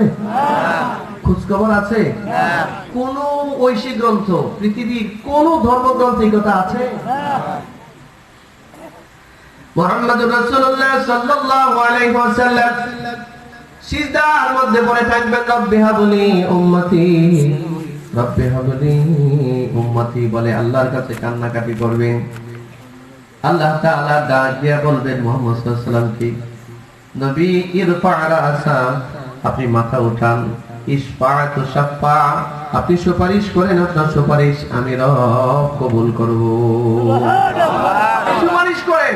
ও ভাই, এটা এমন এক মুহূর্তে বলবেন আল্লাহ, যখন হাসরের মাঠে সমস্ত মানুষ একেবারে স্ত্রীর উলঙ্গ হয়ে বিবস্ত্র অবস্থায় আল্লাহ পাকের আরশের সামনে দাঁড়িয়ে থাকবে, সূর্যের এই তাপগুলো নিচের দিকে থাকবে, মানুষের পায়ের নিচের মাটি পুড়ে যাবে, মানুষের মাথার মগজটা গলে যাবে, গলিত মগজ নাক গান বেয়ে পড়বে, মানুষের জিহ্বাটা পানির পিপাসার জন্য নাভি পর্যন্ত ঝুলতে থাকবে। প্রতিটা মানুষ হাসরের মাঠে নিচের দিকে তাকিয়ে ইয়া রাব্বি নাফসি, ইয়া রাব্বি নাফসি, রব আপনি আমারে বাঁচান, আমারে বাঁচান, আল্লাহ আমারে বাঁচান। কে বাবা কে মা এ কথা ভুলে যাবে, এ কথা ভুলে যাবে। আরে হাদিসের মধ্যে এমন শব্দ এসেছে, হযরত ঈসা রূহুল্লাহ আল্লাহকে বলবে, আল্লাহ আপনি আমাকে বাবা ছাড়া পৃথিবীতে পাঠিয়েছেন, আমার তো এমনি বাবা নাই, আমার মার গর্ভে পবিত্র অবস্থা আপনি আমাকে দুনিয়াতে পাঠিয়েছেন। আমার মাও একজন সম্মানিতা মহিলা ছিলেন, যার নামে কোরআন মাজিদে আল্লাহ সূরা নাযিল করেছেন, সূরা মারিয়াম। আল্লাহ আজকের এই ময়দানে আমি আমার মার জন্য কোনো মাপ চাচ্ছি না, আমি আমার মুক্তি চাচ্ছি, আপনি আমাকে মুক্ত করে দেন। আল্লাহ আমারে মুক্ত করেন। ঈসা আলাইহিস সালামের মতো মহান ব্যক্তিত্ব, তিনি মাপ চাবেন সেদিন। যেই নবী, যেই ঈসা আলাইহিস সালামের জন্য সরকারে দু আলম মুহাম্মদুর রাসূলুল্লাহ সাল্লাল্লাহু আলাইহি সাল্লামের রওজায়ে আতহারের এক পাশে এখন ঈসা নবীর কবরটা করা, খালি পড়ে আছে, খালি পড়ে আছে। তিনি আবারও পৃথিবীতে আসবেন নবীর উম্মত হিসেবে, তিনি মারা যাবেন, নবীজির পাশে তাকে দাফন করা হবে। কবরটা যারা হাজী সাহেব গিয়েছেন হয়তো অনেকে দেখেছেন। হাজী সাহেব আছেন কি ওখানে? আছেন না? দেখছেন না? রাসূল কারীম সাল্লাল্লাহু আলাইহি সাল্লামের রওজায়ে আতহারের পাশে কিন্তু একটা গোরস্থান খালি আছে, খালি। এই খালি জায়গাটা হচ্ছে ঈসা আলাইহিস সালামের কবর। এখানে ঘুমাবে, নবীর পাশে ঘুমাবে। অথচ তার মতো ব্যক্তি হাসরের মাঠে আল্লাহকে বলবে, আল্লাহ আমি আমার বাবা নাই, বাবা তো নাই, মার জন্য বলছি না যে আমার মাকে আপনি মাফ করে দেন, আপনি আমার মাফ করেন আল্লাহ। আল্লাহ আমারে আপনি নাজাত দেন। বলুন ঈসা নবীর যদি এই অবস্থা হয়, আমাদের কি অবস্থা হবে? ও বন্ধু, মানুষগুলো নিচের দিকে তাকিয়ে কাঁদতে থাকবে, কাঁদতে থাকবে। আল্লাহ তাআলা বলেন হাশরের মাঠটা এমন হবে, খাশিয়াতান আবসারুহুম তারহাকুহুম যিল্লা যালিকাল ইয়াউমুল্লাযী কানূ ইউআদুন। আল্লাহ পাক বলেন ওই দিন মানুষের দৃষ্টি ভীত সন্ত্রস্ত হয়ে যাবে। ভীত সন্ত্রস্ত দৃষ্টি নিয়ে মানুষ যে নিচের দিকে তাকাবে, আল্লাহ তাআলার দিকে তাকাবার সুযোগ তার হবে না। কাঁদতে থাকবে আর কাঁদতে থাকবে, কাঁদতে কাঁদতে তার চোখের পানি পড়িয়ে যাবে। একটা সময় ওই চোখ থেকে তার রক্ত বেরোতে থাকবে, রক্ত রক্ত গড়ায় পড়বে। যে রাস্তা দিয়ে রক্ত পড়তো আর পানি পড়তো, এই রাস্তাটা পর্যন্ত পৌঁছে যাবে, পৌঁছে যাবে। একদিন দুই দিন না, কানা মিকদারুহু 50 আলফ সানা, 50,000 বছর পর্যন্ত সেখানে দাঁড়িয়ে থাকতে হবে। তারহাকুহুম যিল্লাহ, কত মানুষকে জিল্লতি গ্রাস করবে। নামাজ পড়ে নাই, বেনামাজের গুনাহ তার পাশে ঘুরতে থাকবে। রোজা রাখে নাই, বেরোজার গুনাহ তার পাশে ঘুরতে থাকবে। পর্দা করে নাই, বেপর্দাগিরির গুনাহ তার পাশে ঘুরতে থাকবে। একটা মানুষ যাকাত দেয় নাই, তার যাকাতের গুনাহ ঘুরতে থাকবে। একটা মানুষ মিথ্যা কথা বলতো, মিথ্যা তার পাশে ঘুরতে থাকবে। ব্যবসা করতো, ব্যবসার মধ্যে মানুষের সাথে হাজার হাজার মিথ্যা কথা বলতো, এই মিথ্যা গুনাহগুলো তার পাশে ঘুরতে থাকবে। তারহাকুম যিল্লাহ, জিল্লতি তাকে গ্রাস করবে, অপমান অপদস্থতা তাকে গ্রাস করবে। ও বন্ধু, নবীজি তিরমিজির বর্ণনায় বলেছেন এই লোকগুলো হাশরের মাঠে ইয়া রাব্বি নাফসি, ইয়া রাব্বি নাফসি এই কথা বলে শুধু কাঁদতে থাকবে। গোটা হাশরের মাঠে শুধু এই কথাই চলতে থাকবে, ইয়া রাব্বি নাফসি। আদম আলাইহিস সালামের মুখে ইয়া রাব্বি নাফসি, হযরত ইব্রাহিম আলাইহিস সালামের মুখে ইয়া রাব্বি নাফসি, নূহ আলাইহিস সালামের মুখে ইয়া রাব্বি নাফসি, সমস্ত নবীদের মুখে ইয়া রাব্বি নাফসি, সমস্ত উম্মতের মুখে ইয়া রাব্বি নাফসি। শুধুমাত্র একটা জায়গায় সেখান থেকে একটা আওয়াজ আসবে, রব্বি হাবলি উম্মতি। আল্লাহ আপনি আমার উম্মত মাফ করে দেন। এই যে রব্বি হাবলি উম্মতি বলার একটা দরদ, উম্মতের যে দরদ, উম্মতের প্রতি যে দায়িত্ববোধ, যে দরদ, এটা হাশরের মাঠে সবচেয়ে বেশি থাকবে মুহাম্মদ সাল্লাল্লাহু আলাইহি সাল্লামের হৃদয়ে। এই জন্য তিনি তার চিন্তা বাদ দিবেন, তিনি বলবেন না ইয়া রাব্বি নাফসি, আল্লাহ আপনি আমাকে বাঁচান, এই কথা বলবেন না। তিনি বলবেন ইয়া রাব্বি হাবলি উম্মতি, আল্লাহ আপনি আমার উম্মত বাঁচান, উম্মত বাঁচান। তিনি বলবেন না আল্লাহ আমার খাদিজাকে বাঁচান, আমার আয়েশাকে বাঁচান, আমার ফাতিমাকে বাঁচান, আমার আলী, আমার হাসান আর হুসাইনকে বাঁচান।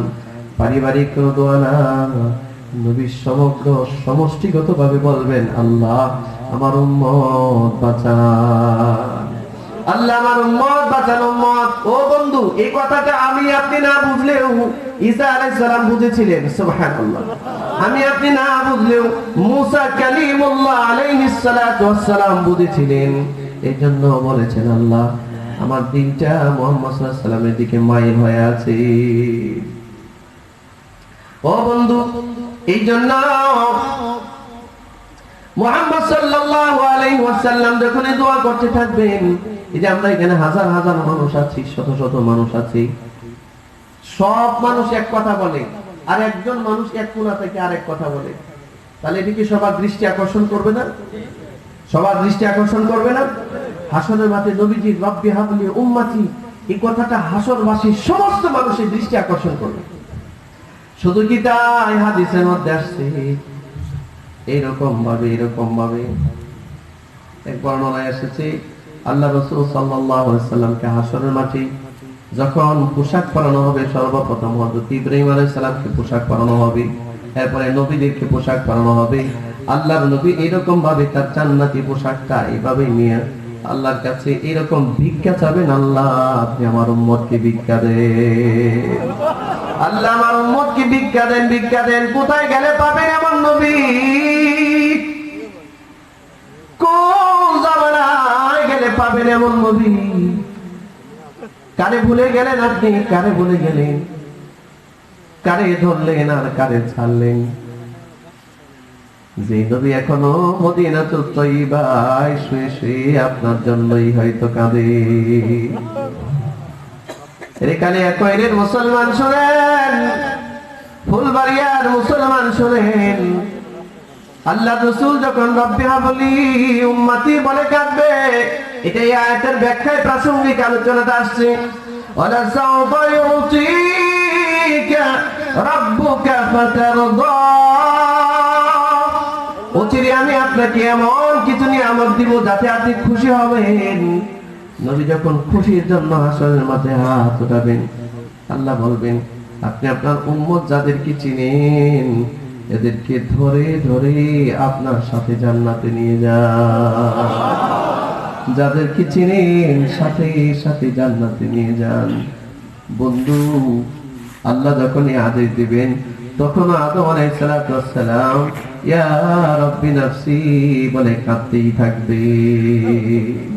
সমস্ত নবীরা ইয়া রাব্বি নাফসি বলে কাঁদতেই থাকবে। ও আল্লাহর বান্দারা, আল্লাহর নবী মা হারা একজন সন্তানের মতো, বাবা হারা একজন সন্তান। কোন মা যদি সন্তান হারায়, তো হারানো সন্তানকে যেমনি মা বাবা খুঁজে বেড়ায়, হাসরের মাঠে সরকারে তো আলম তার উম্মত খুঁজে বেড়াবে। কোথায় আছে, কে আছে, তারে ধরবে আর সাথে নিবে, বলবে ডান দিকে যাও, ডান দিকে যাও, ডান দিকে যাও। আল্লাহু আকবার বলেন। নবী বলবেন, উম্মত ডান দিকে যাও, ডান দিকে যাও। আর এই উম্মতগুলো একত্রিত করে জান্নাতের দিকে নিয়ে যাবেন। হায়রে, উম্মতকে জান্নাতে রেখে আবারও তিনি মাকামে মাহমুদে চলে আসবে। নিজে এখনো জান্নাতের ভিতরে স্থায়ী হবে না, নবীজি এখনো মাকামে মাহমুদে আসবেন, আবারও সিজদায় পড়বেন, আবারও কান্নাকাটি করবেন। আল্লাহ পাক বলবেন, ইরফা রাসাক, আপনি মাথা ওঠান, উম্মতের জন্য সুপারিশ করেন। আল্লাহর নবী সুপারিশ করবেন, আল্লাহর কাছে গ্রহণ হবে। আবারও আরেক দফা উম্মত মাফ করবেন। কোটি কোটি উম্মত, কোটি কোটি উম্মত, যারই দেখবেন, যারই চিনবেন, তারই ধরবে, বলবে চল, আল্লাহ আমার খুশি চাই, চল আমার সাথে জান্নাতে চল। সুবহানাল্লাহ, সুবহানাল্লাহ। এই নবীজির আর কতদিন আপনি অপমান করবেন, আর কতদিন অপমান করবেন?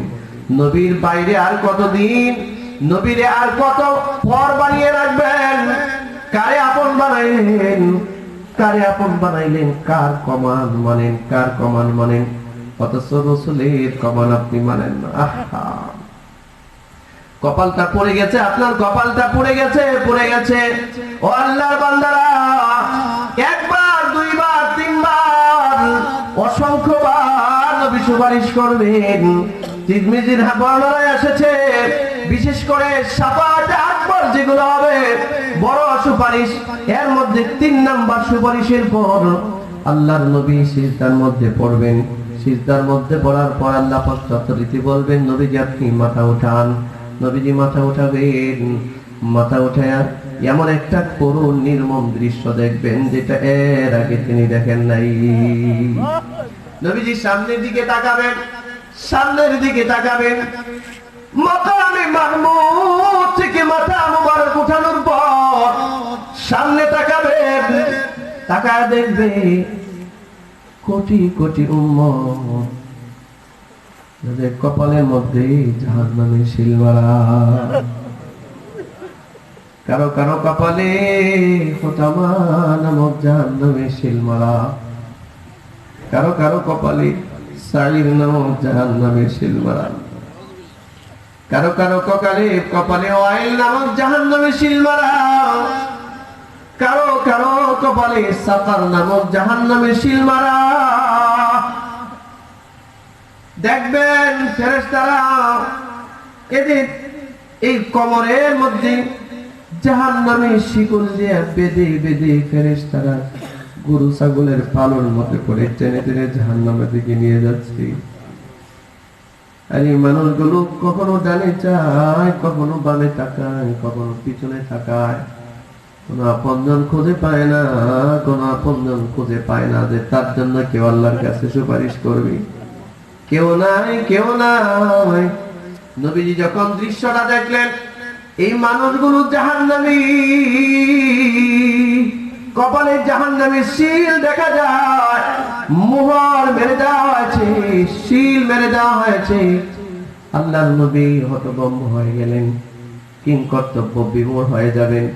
তিনি সামনে যাবেন, যাদের কপালে জাহান্নামের শিল দেখা যায়, এই মানুষগুলোকে নবী চিনতে পাবে না, তারাও রাসূলকে চিনতে পাবে না। কিন্তু যখনই দেখবে এরা ডানে তাকাচ্ছে, বামে তাকাচ্ছেন, নবীজি একটু সামনে এগিয়ে যাবেন। সামনে এগিয়ে গিয়ে গভীর ভাবে লক্ষ্য করবেন এরা কারা, যাদের কপালে জাহান্নামের শিল মারা হয়েছে। আর ফেরেশতারা জাহান্নামের শিকল দিয়া টেনে টেনে এদেরকে জাহান্নামের দিকে নিয়ে যাচ্ছে। ওয়াসিকাল্লাযীনা কাফারু ইলা জাহান্নামা যুমারা হাত্তা ইযা জাউহা ফুতিহাত আবওয়াবুহা ওয়াকাল লাহুম খাযানাতুহা আলাম ইয়াতিকুম রুসুলুম মিনকুম ইয়াতলুনা আলাইকুম আয়াতি রাব্বিকুম ওয়া ইউনযিরুনাকুম লিকাআ ইয়াউমিকুম হাযা ক্বালু বালা ওয়ালাকিন হাক্কাত কালিমাতুল আযাবি আলাল কাফিরিন قيل ادخلوا أبواب جهنم قيل ادخلوا أبواب جهنم فبئس مثوى المتكبرين الله পাক বলেন قيل ادخلوا أبواب جهنم خالدين فيها ফেরেশতারা বলবে দরজা খুলে দাও, জাহান্নামের দরজা এদের জন্য খুলে দাও। আল্লাহ আদেশ করবেন, দরজা খুলে দেওয়া হবে, জাহান্নামে ঢোকাবার জন্য বলবে, এদেরকে জাহান্নামে প্রবেশ করানো হবে। এদের কারণ মাসওয়াল মুতাকাব্বিরিন, এরা আল্লাহর ডাক আসার সাথে সাথে মুখ ফিরায় নিত। এর মধ্যে একদল হচ্ছে কাফের, একদল মুশরিক, একদল ইমানদারের ভিতরে বেঈমান। মসজিদের মিনার থেকে আওয়াজ আসে হাইয়া আলাস সালাহ, মসজিদের মিনার থেকে আওয়াজ আসে হাইয়া আলাল ফালাহ, কল্যাণের দিকে আসো, নামাজের দিকে আসো। তার কানে যেন আল্লাহর এই ডাকটা পৌঁছায় না, সে যেন শুনে না, তার কানে যেন ঢুকে না। এই মানুষগুলো তাকাব্বুরি করে আল্লাহ আল্লাহ থেকে ফিরে গিয়েছে, মুখ ফিরিয়ে নিয়েছে, এদেরকে বলবেন ফেরেশতারা, আলাম ইয়াতিকুম রাসূলুম মিনকুম ইয়াতলুনা আলাইকুম আয়াতি রাব্বিকুম, তোমরা আজকে যে জাহান্নামের দরজার সামনে এসেছো, তোমাদের কাছে কি কোনো নবী রাসূল যায় নাই তোমাদের মধ্য থেকে?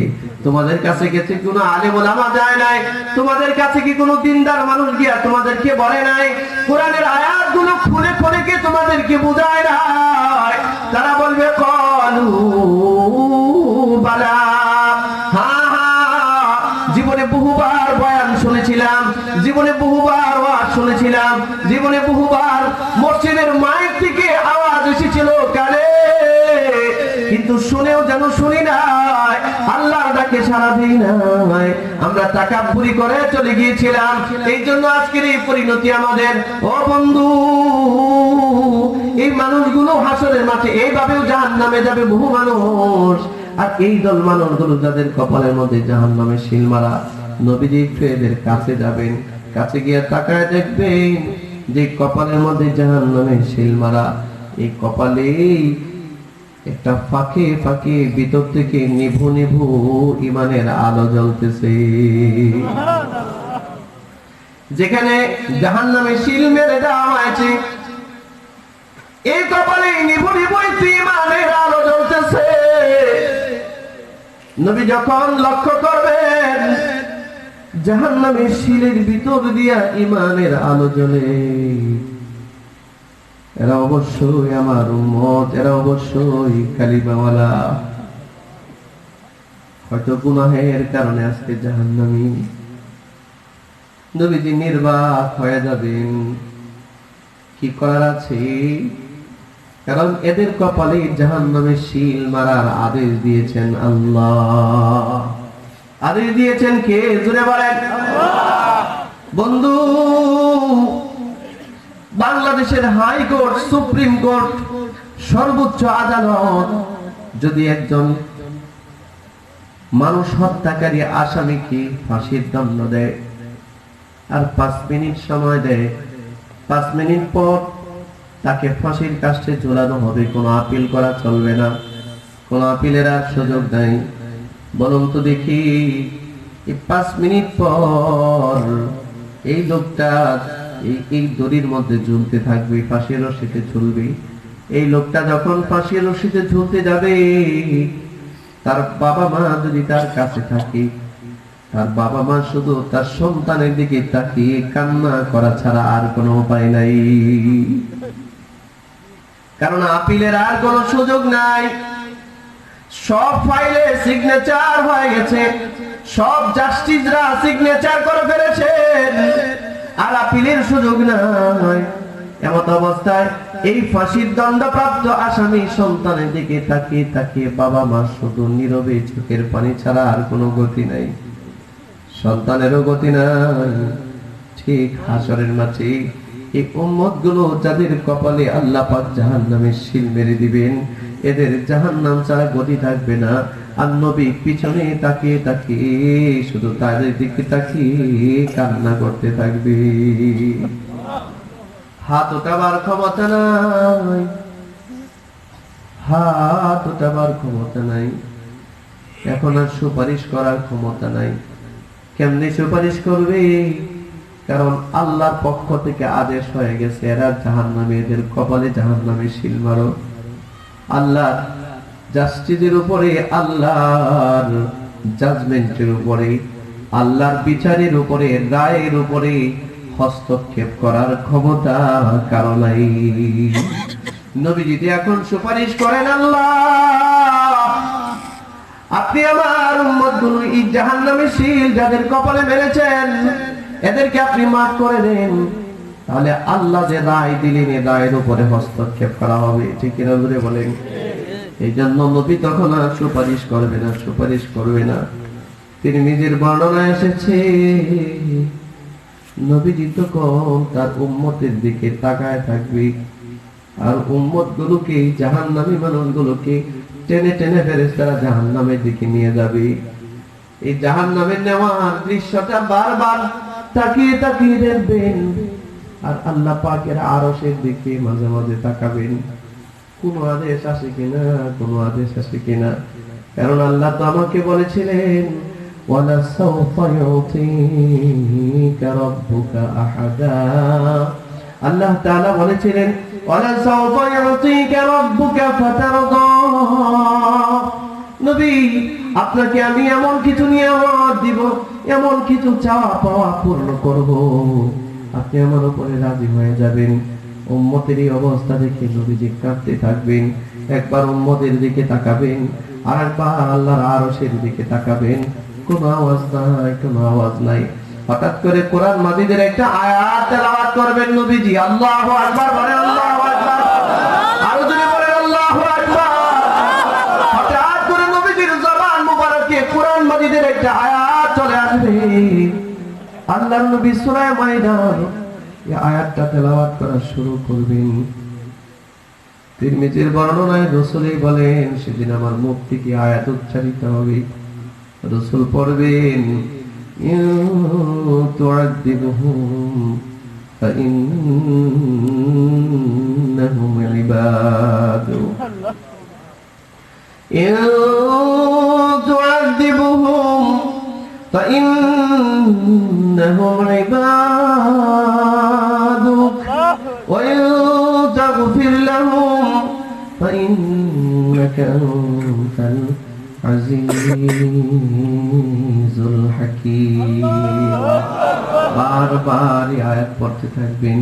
এই আয়াতের অর্থ হলো, আল্লাহ, এই যে মানুষগুলো জাহান্নামের দিকে যাইতেছে, যারা দণ্ডপ্রাপ্ত আসামি, ও মালিক, আপনি এদেরকে আযাব দেওয়ার শতভাগ ক্ষমতা আপনি রাখেন। আল্লাহ, আমি জানি এরা অপরাধী। আল্লাহ,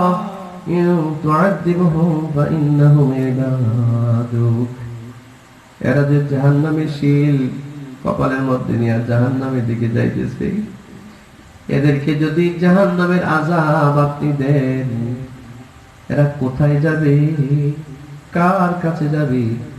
আযাব দিলেও তো এরা আপনারই বান্দা,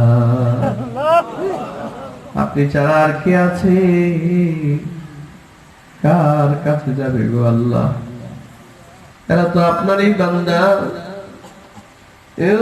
তুআযিবুহুম ফাইন্নাহুম ইবাদুক। আল্লাহ, আযাব দিলেও এরা আপনারই বান্দা। হায় রে, কি নবী তুমি পাইলে রে বন্ধু, কি রাসূল পাইলি। নিজের মেয়ের চিন্তা নাই, বাবার চিন্তা নাই, তার নিজের চিন্তা নাই। উম্মতের ব্যাপারে বলে, আল্লাহ, আযাব দিল তো এরা আপনারই বান্দা, এরা আর কোথায় যাবে? আর যদি আপনি মাফ করে দেন, ফাইন্নাকা আনতাল আজিজুল হাকীম, যদি আপনি মাফ করেন তবে তো আপনি আজিজ, আপনি মহাপরাক্রমশালী। আপনি মাফ করলে আপনাকে জিজ্ঞাসা করার কারো ক্ষমতা নাই। যদিও বা সিদ্ধান্ত আপনার, জাহান্নামের আদেশ করেছেন আপনি, আযাবও দিবেন আপনি। আল্লাহ, আযাব দিলেও তো এরা আপনারই বান্দা, আর মাফ যদি করে দেন তো এটা তো আপনার মহাপরাক্রমশীলতা, আপনাকে জিজ্ঞাসা করার কেউ নাই। আল্লাহু আকবার বলেন। এই আয়াতটা বারবার পড়তে থাকবেন, তারপরেও আরশ থেকে কোনো আওয়াজ আসবে না। তুআযিবুহুম ফাইন্নাহুম ইবাদুক, বারবার পড়বেন, কিন্তু আরশ থেকে কোনো আওয়াজ আসে না। একবার উম্মতের দিকে তাকান, আর একবার আরশের দিকে তাকান, একবার উম্মতের দিকে তাকান, আর একবার আরশের দিকে তাকাবেন, কোনো আওয়াজ আসে না। এক পর্যায়ে নবীজি আল্লাহকে বলবেন, মালিক, আমার একটু জানতে ইচ্ছে হয়, আল্লাহ, এই যে উম্মতগুলো যারা জাহান্নামের শিল কপালে নিয়ে জাহান্নামের দিকে যাইতেছে, এদের কপালে কিন্তু নিভু নিভু ইমানের আলো দেখা যাচ্ছে। আল্লাহ, আল্লাহ, হয়তোবা এরা ইমানদার, হয়তোবা এদের হৃদয়ের ভিতরে ইমান আছে, কিন্তু নেক আমল নাই। আল্লাহ, যার কারণেই তো আপনি তাদেরকে জাহান্নামে পাঠালেন। আল্লাহ, আমার বিনয়ের সহিত একটু জানার ইচ্ছা হয়, এই যে উম্মত গুলো জাহান্নামে যাইতেছে, এগুলো তো হয়তো আমার উম্মত, আমার কালিমা পড়েছে। আল্লাহ ও মালিক, এই উম্মত গুলো আমার জামানায় ছিল না পরের জামানায় ছিল আমার জানা নাই, তবে আমার মনে হচ্ছে এরাও যেমন আমারে চিনতেছে না, আমি ওদেরকে ভালো করে চিনতেছি না। খুব খেয়াল করেন, খুব খেয়াল করেন, এটা হচ্ছে মূল পয়েন্ট। হাদিসের মূল পয়েন্টটা এই জায়গায়। বন্ধু, নবীজি আল্লাহকে পর্যায়ে বলতে থাকবেন, আল্লাহ যাদের কপালে জাহান্নামের শিল লাগিয়ে দিয়েছেন, এরা আমাকে চিনে না, আমি এদেরকে ভালো করে চিনতেছি না। তার মানে দুনিয়াতে এদের সাথে আমার দেখা হয় নাই, এরা আমাকে দেখে নাই, আমি ওদেরকে দেখি নাই। আল্লাহ আয় আল্লাহ, মনে হচ্ছে আমি দুনিয়া ছেড়ে চলে আসার হাজার হাজার বছর পরে এই উম্মত গুলো দুনিয়াতে গেছে। আপনারা বলুন, আমাদেরকে ছেড়ে আমাদের রাসূল কত বছর আগে দুনিয়া ছাড়ছেন? 1400 বছর আগে। 1400 বছর আগে নবী দুনিয়া ছেড়েছেন। এই হাদিসটা আমি যেদিন পড়েছি, এদিন নীরবে আমার চোখ থেকে শুধু পানি বেরোচ্ছিল, পানি বেরোচ্ছিল, পানি বেরোচ্ছিল। আমার মতো একজন অধমের কথা 1400 বছর আগে নবী ভুলে নাই। হাজারো কোটি বছর যাবে, হাসরের মাঠে মা তার সন্তান ভুলে যাবে, সন্তান তার বাবা মা ভুলে যাবে, স্বামী তার স্ত্রী ভুলে যাবে। ওই দিনও নবী তার উম্মত ভুলবে না। বন্ধু, তুমি কারে ধরছো, কারে ধরেছো, কাকে ছাড়েছো, কাকে ধরেছো, কাকে ছেড়েছো? ধরার কথা ছিল কাকে, তুমি ধরেছো কাকে? কোন রাস্তায় সম্মান খুঁজতেছো রে বন্ধু? কোন রাস্তায়, কোন রাস্তায় সম্মান খুঁজতেছো? কোন রাস্তায়? শোনো, খেয়াল করে শোনো ভাই, আজকে তোমার কাছে ইন্ডিয়ার একটা নায়কের অভিনয় ভালো লাগে, এই কারণে নায়কের মতো করে মাথার চুল কাটো। নায়ক যেরকম চিরাপাড়া কাপড় চোপড় পরে, তুমি এরকম কাপড় চোপড় পরো। একটু বিনয়ের সহিত তোমাদের প্রশ্ন করি, এই নায়কটা কি হাসরের মাঠে তোমার কোন উপকারে আসবে? কারে ধরলা তুমি, কারে ধরলা, কারে ধরলা তুমি, কারে ধরলা?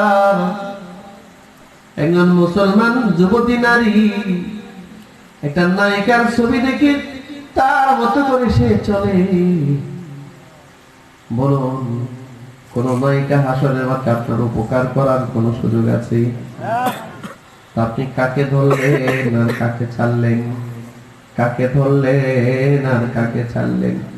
ও বন্ধু, খুব খেয়াল করেন। আল্লাহ নবী আল্লাহকে বলবেন, আল্লাহ এরা তো আমারই উম্মত, মনে হচ্ছে এরা আমার সাথে দেখা হয় না, আমি দুনিয়া ছাড়ার হাজার হাজার বছর পরে এরা দুনিয়াতে গিয়েছে। আল্লাহ, যার কারণে এদের দুইটা চোখ দিয়ে আমাকে এক নজর দেখে নাই, দুইটা কান দিয়ে আমার জবানের কোনো কথা ওরা সরাসরি শুনে নাই। আল্লাহ, আয় আল্লাহ, এরা যদি আমার আবু বকরের মতো ঈমানের সহিত দুইটা নজর দিয়ে আমার দিকে তাকাতো, তাহলে আজকে হয়তো কপালে জাহান্নামের শিল লাগতো না। এরা যদি আবু বকরের মতো আমাকে দেখতো, এরাও হয়তো আমার আবু বকরের মতো হতো। আল্লাহু আকবার, বলেন আল্লাহু আকবার। আল্লাহ, এরা যদি আমার জবানের দুইটা কথা শুনতো, এরাও হয়তো আমার উমরের মতো হতো। আমার কথা শুনে যারা আবু বকর হয়েছে, যারা ওমর হয়েছে, আলী হয়েছে, উসমান হয়েছে, আব্দুর রহমান ইবনে হয়েছে, যারা মুআয ইবনে জাবাল হয়েছে, যারা আবু হুরায়রা হওয়ার মতো সম্মান পেয়েছে, আল্লাহ এরা তো আমার জামানায় ছিল, এই জন্য তারা আবু বকর হওয়ার সৌভাগ্য অর্জন করেছে। আল্লাহ, কিন্তু আমি দুনিয়া ছাড়ার হাজার বছর পরে যারা দুনিয়াতে গেছিল, আমার এই উম্মত গুলো কিভাবে আবু বকর হবে? আল্লাহ, আমার এই উম্মত গুলো তো আবু বকর হওয়ার সুযোগ নাই। মালিক আমার জামানায় যারা আমার সামনে ছিল, আমি যাদের সামনে ছিলাম, আমাকে দেখে যারা ঈমান এনেছে আল্লাহ, আর আমি যাদের সামনে ঈমানের মেহনত করেছি তারা তো ঈমানদার হয়েছে, তার মানে আমি আমার জিম্মাদারি আদায় করেছি আল্লাহ। আপনিও তাদের ব্যাপারে রাজি হয়েছেন, বলেছেন রাদিয়াল্লাহু আনহু ওয়া রাদু আন। আল্লাহ নিজেও তাদের উপরে রাজি, তারাও আল্লাহর উপরে রাজি হয়ে গেছে। ও মালিক, তার মানে আমি আমার জিম্মাদারি আদায় করেছি। আমার সাহাবীরা আমাকে দেখে সাহাবী হওয়ার মর্যাদা লাভ করেছে। আপনি খুশি হয়েছেন? আমাকে দেখে কেউ বা আবু বকর হয়েছে, কেউ বা উমর হয়েছে, কেউ বা আলী হয়েছে, কেউ বা উসমান হয়েছে। আল্লাহ আপনি তাদেরকে মাফ করেছেন ও রব্বুল আলামিন। কিন্তু যারা হাজার বছর পরে দুনিয়াতে গেছে আমার পরে, এরা তো আমাকে দেখে নাই, যার কারণে আমার আবু বকরের মতো হয় নাই। আল্লাহ এরা যদি আমাদের দেখতো, এরাও তো আবু বকরের মতোই হতো। আল্লাহু আকবার বলেন। আল্লাহ এরা যদি আমাকে একটু শুনতো, এরাও তো আমার আলী উসমানের মতো, উমরের মতো হতে পারতো। আল্লাহ যারা আমি দুনিয়া ছাড়া হাজার বছর পরে দুনিয়াতে গিয়েছে, ও মালিক আমার জামানায় যারা ছিল, আমি যেমন তাদের জিম্মাদারি আদায় করেছি, আমি দুনিয়া ছাড়া হাজার বছর পরে যারা দুনিয়াতে ছিল আল্লাহ, এরা কিন্তু আমার জিম্মায় ছিল না, এরা ছিল আপনার জিম্মা। আল্লাহু আকবার, আল্লাহু আকবার। আল্লাহকে ডাক দিয়ে বলবেন, আল্লাহ জাহান্নামের শিল নিয়ে যারা আজকে জাহান্নামের দরজার সামনে গিয়ে দাঁড়িয়েছে, ও মালিক এরা কিন্তু আমার জিম্মায় ছিল না, এরা ছিল আপনার জিম্মায়। আমার জিম্মায় যারা ছিল আমি তাদের জিম্মাদারি আদায় করেছি আল্লাহ। আপনার জিম্মায় যারা ছিল তারা, তাদের ব্যাপারে আপনি আপনার জিম্মাদারি আদায় করবেন কি করবেন না, এটা আমার সিদ্ধান্ত নয়, এটা একান্তই আপনার রায়। এই কথাটা বলার পরে আল্লাহ তাআলা রহমতের সাগরে একটা ঢেউ উঠে যাবে। আল্লাহু আকবার। আল্লাহ রহমতের সাগরে একটা ঢেউ উঠবে। এবার আওয়াজ থেকে আওয়াজ আসে, মুহাম্মদ ও আমার বন্ধু আপনি কি বলেন? আপনার জামানায় আপনাকে যারা দেখেছে তারা কেউ আবু বকর হয়েছে, উমর, আলী, উসমান হয়েছে, আপনি নাকি তাদের জিম্মাদারি আদায় করেছেন। আর আপনার পরে হাজার হাজার বছর পরে যারা দুনিয়াতে গিয়েছে তারা নাকি আপনার আমার জিম্মায় ছিল। নবী আপনি নাকি আপনার জিম্মা আদায় করেছেন। আহারে, আপনি একজন নবী হয়ে উম্মতের জিম্মাদারি যদি আদায় করতে পারেন, তো আমি রব হয়ে কেন আমার বান্দার জিম্মাদারি আদায় করব না? আল্লাহ পাক ঘোষণা দিয়ে বলবেন, রে জাহান্নামের ফেরেশতারা, যাদের কপালে জাহান্নামের শিল লাগিয়েছি, এদের কপাল থেকে জাহান্নামের শিল খুলে ফেলো। এদের কপাল থেকে জাহান্নামের শিল খুলে ফেলো, জাহান্নামের রশিগুলো খুলে ফেলো,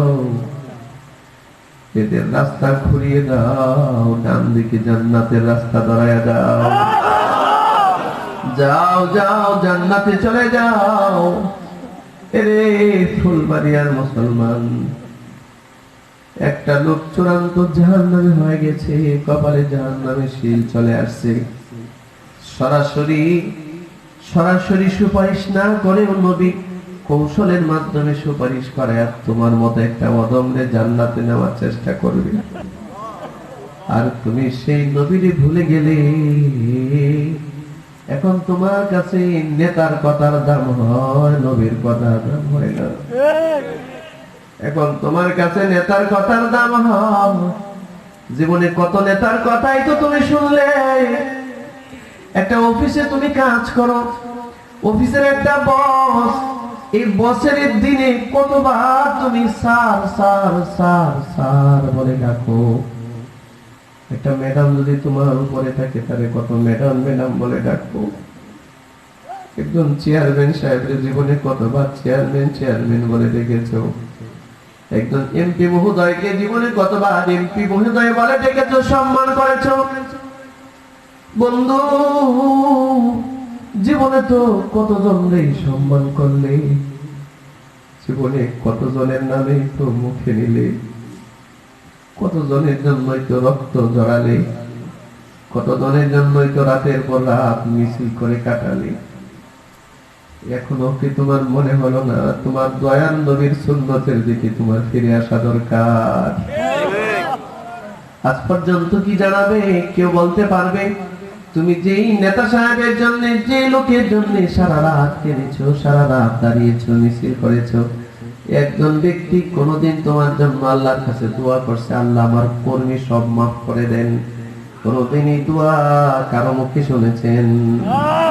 তো কার পিছনে ঘুরো বন্ধু? আমি কথা বলছি না যে তুমি নেতার পিছনে ঘুরো না, এটা বলছি না। বলছি ঘুরো, তুমি ঘুরো, কিন্তু তোমার তো উচিত ছিল নবীর কথাটা আগে প্রাধান্য দেওয়া। ঠিক না জোরে বলে? তোমার তো উচিত ছিল নবীর কথাটা আগে প্রাধান্য দেওয়া।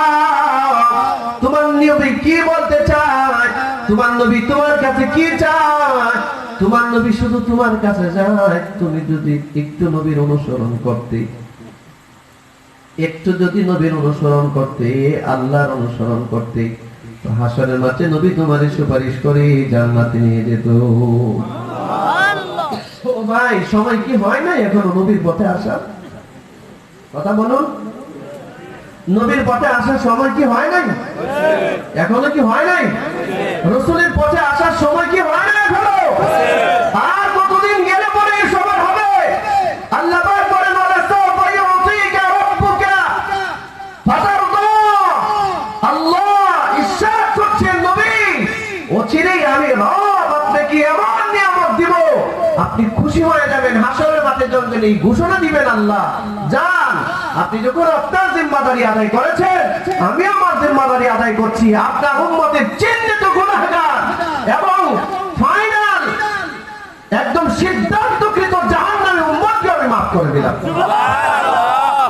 বন্ধু, এই নবীর জন্য একটু চোখের পানি চাইলো, পারলে এই নবীর জন্য একটু কান্না করো। মনে রাখো, আল্লাহর জন্য যে চোখের একটু পানি ছাড়ে, নবীর ভালোবাসায় যে চোখের একটু পানি ছাড়ে, এই নবীর জন্য চোখের কোণায় যে একটু পানি জমা করে, এই লোকটা নবীর সুপারিশের বাইরে থাকবে না। নবীর সুপারিশের বাইরে থাকতে পারে না, থাকতে পারে না। আরে মেরাজের রাতে আরশে গিয়া সব নবীরা, সব কেউ তো যাইতেই পারে নাই, নবীজি আরশে গিয়েও তোমার কথা বলে নাই, আরশে গিয়েও বলে নাই। আল্লাহু আকবার বলবেন? আরশে গিয়েও বলে নাই। 50 ওয়াক্ত নামাজ দিছে নবীজি, আপনার আমার উপরে দয়া করে এটা কমাইতে কমাইতে কমাইতে কমাইতে 5 ওয়াক্তের মধ্যে আনছে। বলুন তো দেখি, যদি আমার 50 ওয়াক্ত নামাজ পড়া লাগতো তা আমি পাইতাম কাজ করার সময়? যে নবী তোমার উপর এত স্যাক্রিফাইস করলেন, তোমার কি মনে হয় না যে এখনো রাসূলের কথাগুলো মানা দরকার, ফিরে আসা দরকার? কারা আছেন আজকে ওয়াদা দিবেন, হয়তো আজকে আপনাদের সামনে আমি আমার জীবনের শেষ কথা হতে পারে এটা, যদি আগামী বছর আমার হায়াতে কুলায় আর যদি কোনো সুযোগ হয় আসা, দেখা হতে পারে, নাও হতে পারে, তো এতটুকুন কথা বলে যায়, দাঁড়াই আসবেন তাদের সামনে আপনারা আগামী বছর দেখাবেন যে হুজুর সালমান ফার্সি আসছিল, ওনার সাথে ওয়াদা দিয়েছিলাম নবীর সুন্নাহর বাইরে যাব না, সুন্নতগুলো এখন এতদিন পর্যন্ত যা মানতাম না এখন থেকে মানা শুরু করছি। এটা কারা আছে? ইনশাআল্লাহ রাজি আছেন? নবীর সুন্নাহ দাড়ি মুবারক অনেকের নাই, অনেক ভাইয়ের দাড়ি মুবারক তাই দেখতেছি, নিয়ে আসেন রাসূলের সুন্নাহটা, আপনি নিয়ে আসেন। বন্ধু, আপনি মরলে হাত নামান, আপনি মরলে আপনার আমার কাপড় চোপড় গুলো সব খুলে রেখে দিবে, সব খুলে রেখে দিবে। ভাই বলুন তো দেখি, এই দাড়িগুলো কি খুলে রাখবার ব্যবস্থা আছে? সবাই তো রেখে দিবে। নবীর এই যে দায়ী একটা সুন্নাহ, এই সুন্নাহটা আপনি নিয়ে আসেন না মুখে, কিছুই যদি না থাকে অন্তত এতটুকু নিয়েও যদি রাসূলের সামনে যেতে পারেন, রাসূল খুশি হয়ে যাবে, নবীজি খুশি হয়ে যাবেন, খুশি হয়ে যাবেন। আসলে মাত্র এমন অবস্থা হবে, হাউজে কাউসারের পানি ছাড়া আর কোনো পানি নেই। হাদিসে আসছে এই হাউজে কাউসারের চতুর্দিকে কোটি কোটি গ্লাস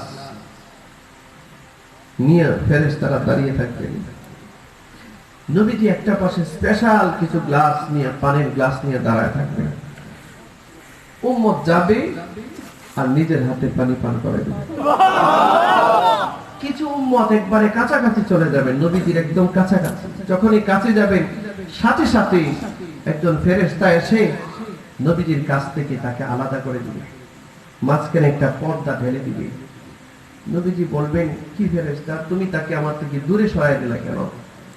আল্লাহ রাসূলকে ফেরেশতা বলবেন, রাসূলুল্লাহ, ইয়া রাসূলুল্লাহ, আপনি জানেন না আপনি দুনিয়া ছাড়ার পর আপনার এই উম্মত কি পরিমাণ শিরক আর বেদাতে লিপ্ত ছিল, কি পরিমাণ গুনাহে লিপ্ত ছিল।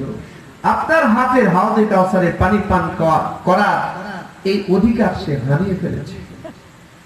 নবীজি কাঁদতে থাকবেন, কাঁদবেন আর বলবেন, সুহকান সুহকান লিমান গায়্যারা বাদি, দূর হ এ হতভাগা, দূর হ, আমার হাত দিয়ে পানি পান করার অধিকার তোমার নাই।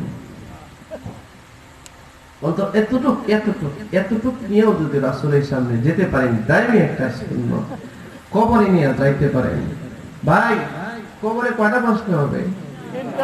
একটা হচ্ছে মা রব্বুকা, বলো তোমার রব কি। দুইটা হচ্ছে, 2 নাম্বার মা দীনুকা, বলো তোমার দিন কি, জীবন ব্যবস্থা কি, এটা।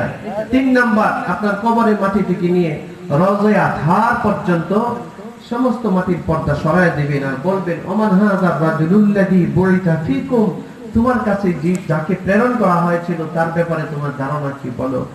এই লোকটা কবর থেকে নবীজির চেহারা মোবারক তাকায় দেখতে পাবেন, আর নবীজিও সেখান থেকে তার দিকে তাকায় দেখতে পাবেন।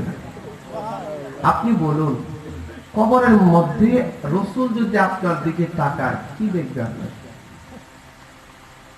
কেমন দেখবে আপনার বলুন তো?